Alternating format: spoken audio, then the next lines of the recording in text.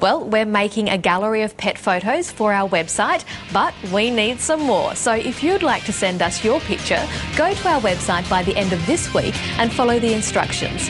You'll be able to see the gallery of pets next week. Crikey, what are those pets up to? Behind the News executive producer Robert Clark says they didn't notice what the roos were doing till after the program went to air. Hello and welcome to Media Watch. I'm Monica Attard. We think someone's been pulling BTN's leg because we found the same photo on an internet site where it's described as kangaroo porn. We still can't see how it got past the whole production team and onto television. Nor do we know how Sydney's Daily Telegraph let this one get to the printing presses. These are the photographs that shame the so-called safe injecting room in King's Cross. Dozens of syringes spilling from a bin in a public street. At best, the photographs prove critics' claims that the taxpayer-funded centre is a honeypot that attracts and keeps drug addicts in the area. At worst, they show that centre staff are exposing the public to potentially deadly blood-tainted needles by showing no care in their disposal. According to the telly, the photos prove the case. The paper has been arguing for a very long time.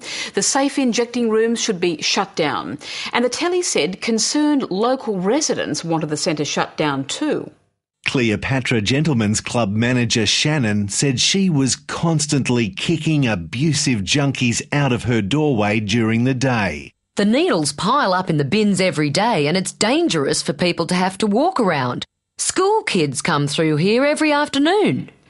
The medically supervised injecting room denied the syringes belonged to it or its patrons, but that didn't seem to matter to the telly's editor David Pemberthy. Their argument is that they don't use that brand of needles. They must have come from somewhere else. You know, there's a lot of sex workers in the area. There's also a lot of casual drug users in the area who probably shoot up in laneways without actually going to the injection room. But, you know, you think back, and one of the criticisms that was made was that it would have a honeypot effect. The New South Wales opposition leader also seized the telly's photo evidence to call for the injecting room to be closed, as did Alan Jones. Get your Daily Telegraph today and have a look at the safe injecting room, in King's Cross. And as the Daily Telegraph rightly says, well done David Pemberthy, it proves critics' claims that the centre is a honeypot that attracts and keeps drug addicts in the area. Yes, another successful prosecution by David Pemberthy and the team at the telly. But 2 months later, it seems the photos that prove the case didn't show blood-tainted needles from drug addicts at all. The culprit was a diabetic cat named Trotsky and his owner, who momentarily left a container of the cat's used needles unattended. I was taking stuff downstairs for the removalist. I brought a bunch of things down which included a yellow Sharps disposal container for used syringes. I went upstairs to get more stuff, and when I came back down, it had vanished. I didn't see it again until I saw the photo in the Daily Telegraph. Somehow those syringes ended up in a garbage bin outside the safe injecting room, then pictured in the Daily Telegraph. We contacted Trotsky's vet, who tells us that the syringes shown in the Daily Telly are the same type that it supplies to Trotsky. This is the same type of syringe that we use at Paddington Cat Hospital and dispense to clients who have cats that have been diagnosed with diabetes mellitus. Trotsky and his owner kept their secret of the disappearing syringes as the debate about the safe injecting room raged around them. But the telly's editor David Pemberthy told us the facts about the needles don't alter the telly's case to shut down the centre. The belated emergence that these particular syringes belong to a diabetic cat doesn't alter the community's view that the injection room acts as a magnet for drug users at all times. Our thoughts are, of course, also with the cat. Well, at least he's got heart, though Trotsky's owner takes a different view of the safe injecting centre. Only a couple of weeks earlier, a market research company had called me up to get my feedback on the centre. I'd given it a glowing report card. We didn't have people shooting up on our doorstep anymore, or needles left in our gutters. They'd made a huge positive impact on the area. So I was appalled to discover my cat's needles had been used as a stick to beat them with. Good journalists prefer facts, not fiction, to beat up on governments and bureaucrats. But getting facts could now become very difficult. The Freedom of Information Act was supposed to give the public and the media access to documents held by the government, but it doesn't seem to be working out that way. And this week's High Court ruling won't help. The Australian newspaper has lost its 4-year battle to get access to a raft of federal Treasury documents. The Treasurer, Peter Costello, has staunchly fought the newspaper's bid all the way to the High Court. Today, in a 2-3 decision, the High Court bench has found in his favour.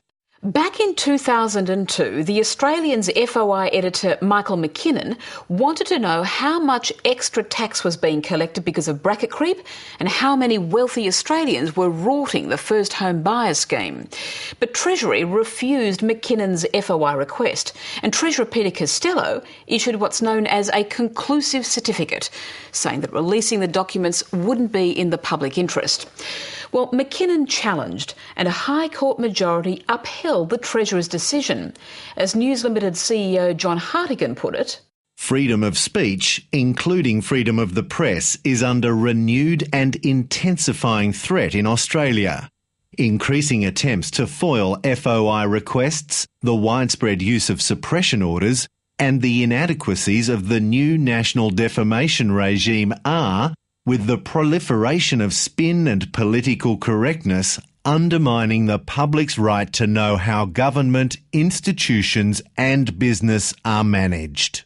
As McKinnon told the ABC, it's hard to see how the decision leaves any room for journalists to easily uncover information that might embarrass a government minister. Any minister now confronted with an FOI request for information that shows they've failed in their duties can simply issue a conclusive certificate, and that's it. This is the problem with a conclusive certificate. The tribunal doesn't get to look at the reasons in the public interest for release and against release. It only gets to look at a very narrow reasons why it shouldn't be released in the public interest. Though one small ray of hope in the judgment is that ministers' conclusive certificates can still be appealed in the federal court. But the Freedom of Information legislation wasn't meant to set up a lawyer's picnic. It was meant to allow you and me to get documents held by the government. As the Australian said, the most immediate consequence of the decision is its emasculation of the Freedom of Information Act. This will have a chilling effect on journalism.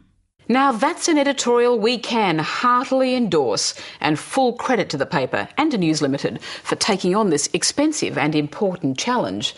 But for now, the politicians who want to keep those closed doors shut tight have won. So what will journalists have to do to get their hands on information that the government wants to hide? Well, remember the Herald Sun's Gerard McManus and Michael Harvey? Their crime was to publish information overwhelmingly in the public interest, which made former Veterans Affairs Minister Dana Vale look stupid and angered the government. With the help of leaked documents, they revealed that Canberra had rejected plans to raise entitlements to war veterans by $650 million, but intended to dress up a decision for minor amendments as a win for old soldiers. McManus and Harvey were charged with contempt for refusing to name their leaker. Their plight is still before the courts. The FOI judgment raises the prospect of more McManuses and more Harveys looking for leakers. Even in John Howard's watertight Canberra, it's possible that some public servants might still want to get their information into public hands. In February 2003, Customs Management at Sydney Airport was given a thorough report into security there. It revealed gaping holes, from the employment of baggage handlers and guards with criminal records to theft and pillage, drug trafficking and other criminal activity. Nothing was done. The report was leaked to the media. All hell broke loose. The upshot? The Customs Department security expert who wrote that report, Alan Kessing, has now been charged with leaking it to the media. Kessing denies he leaked the report. His case comes before the court again in November and he faces jail if he's found guilty. It seems there are obstacles at every turn to getting information from the government. Murdoch University's Johan Lidberg has written a PhD thesis comparing freedom of information in South Africa, Sweden, the United States, Thailand and Australia. In many respects, Australia is the worst case in the study. Not only did it score lowest, it also projects what turns out to be a misleading and even false image of having a functioning, mature FOI system as part of a mature democracy. The study clearly shows that the Australian FOI regime is completely dysfunctional and not worthy of a country that prides itself of being a mature democracy. Johan Lidberg concludes that when it comes to freedom of information, Australia remains a banana republic. Well, it's a bit like that in Torquay, Victoria. Right time, right place. Torquay could get a 283-unit retirement village to be situated on 20.5 hectares as the application moves to the next stage. If the State Government Planning Minister, Rob Hulls, approves the proposal for Kithbrook Park Retirement Village, work could begin within months. The article went on to report the comments of the Surf Coast Shire councillors who favoured the project, but the comments of the lone council dissenter didn't see the light of day. In the Surf Coast Times, it was simply a good news story, with the paper going out of its way to be helpful. The developer would like to hear from Surf Coast residents who may wish to express their interest in the village. An information brochure is available on request. But nowhere in the article did the Surf Coast Times admit that the company behind the retirement village is also the parent company of the paper. Kithbrook Park Retirement Village is being developed by Casey Consulting Services, and according to company records, that's also a company behind the Surf Coast Times. We asked Mark Casey of Casey Consulting why this connection wasn't disclosed in his paper. I am proud of and have made no attempt to conceal my indirect interest or role in the Surf Coast Times, which is fairly well known in the region. No, I believe there is no conflict of interest because the stories are independently written by the editor. So we asked the editor of the Surf Coast Times, John Stoward, why he hadn't decided to independently mention it in the paper's front page spruik. He told us he had, and I quote, absolutely nothing to say to Media Watch about this glaring oversight. Until next week, good night.